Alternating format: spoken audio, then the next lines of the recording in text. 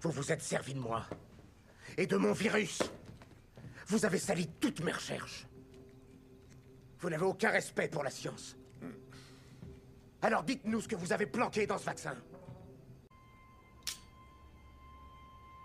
Non, attendez. Non, Jessica, non. Non, Jessica. Arrête, fais pas ça, arrête.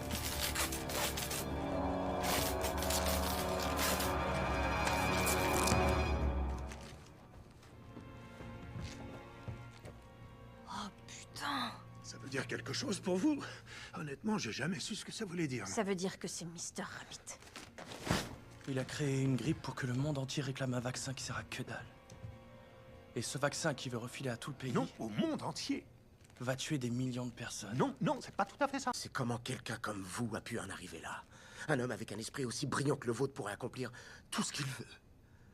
Et au lieu de ça, vous avez fait le choix de répandre le malheur et la mort sur le monde. Non, vous n'y êtes pas du tout. Vous ne croyez pas qu'il soit justifiable de faire le mal pour le bien de tous?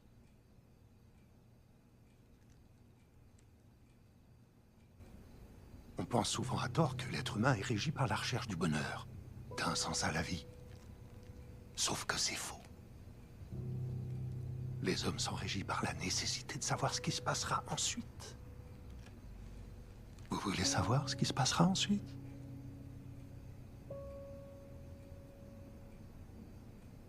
Ton père a trouvé un moyen de changer le monde et non pas de le détruire. Un virus pour changer le monde et le rendre meilleur. Un omnivirus. Nous, on s'est contenté de le prendre et de l'implanter dans le vaccin contre la grippe Stearns. Je le savais. Ah, j'en étais sûr. Vous avez créé la panique pour que les gens vous supplient de leur donner le vaccin. Non, pour qu'ils exigent qu'on leur donne. Avec toute l'arrogance habituelle d'une population riche. Très juste. Et ça y est, nous avons tout ce que nous voulions. Des centaines de millions de personnes font la queue en ce moment même en nous tendant le bras pour que nous puissions enfin y injecter notre création. Mais quand les personnes vaccinées commenceront à tomber comme des mouches, on comprendra que c'était vous, même si le virus est indétectable. Les dents, il y en a là-dedans. Vous êtes futés. Vous êtes sûr qu'aucun de vous ne préférerait bosser pour moi? Non? C'est mieux que de mourir dans d'atroces souffrances.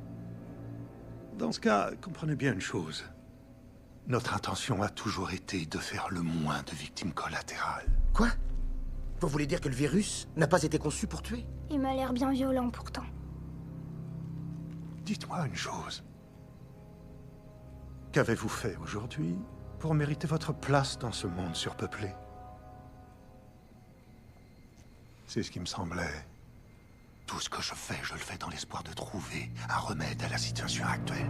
Un remède, ça sert à guérir. Pas à exterminer. Je vous l'ai dit, ce virus ne fera aucun mort. C'est une des plus merveilleuses révélations que nous ayons eues. On n'était pas forcé de tuer pour atteindre notre objectif.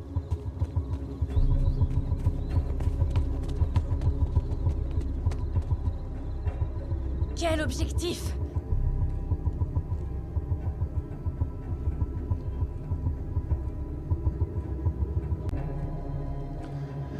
Nous avons l'intention d'interrompre la reproduction humaine pendant 3 générations. Cette chaîne de production effrénée de bébés va s'enrayer puis s'arrêter. Vous stérilisez la population? Ah. Au cours des 5 premières années, les taux de fécondité chuteront brutalement quand les adolescents vaccinés aujourd'hui seront en âge de procréer à leur tour. Vous contrôlez l'avenir de toute notre civilisation. Nous, civilisés. C'est un sacré euphémisme pour une espèce qui a proliféré en détruisant l'ensemble de la planète et en exterminant toutes les autres espèces sur son passage, excepté les trucs mignons comme les petits chiens ou les koalas. Et les pandas? Jamais dans l'histoire du monde, aucune bestiole n'a autant voulu être massacrée que ce foutu panda.